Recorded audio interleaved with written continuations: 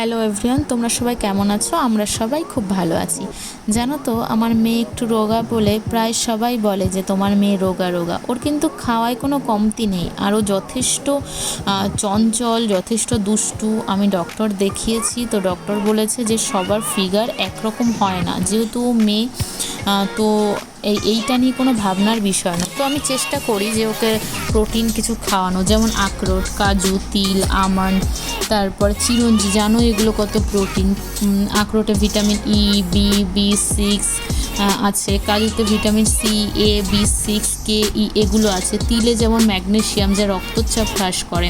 Almond বাদাম যেমন vitamin B2 থাকে। তারপরে ডায়াবেটিক্স রোগীর জন্য যেমন চিরঞ্জি খাওয়াটা খুব ভালো।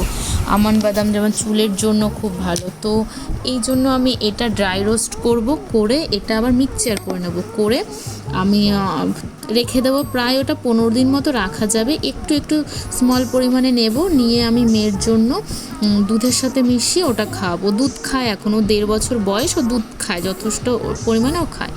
তো আমার এখন ওটার খারাপ লাগে না, যে ওর পুষ্টিটা ঠিক আছে, ও সব কিছু, কথাটা খুব তাড়াতাড়ি শিখেছে, হাঁটা চলা, দৌড়াদৌড়ি সব ঠিক আছে। তো চলো, ঠিক আছে, এটুকুই আজকে থাক। সবাই ভালো থেকো, সুস্থ থেকো প্রিয়।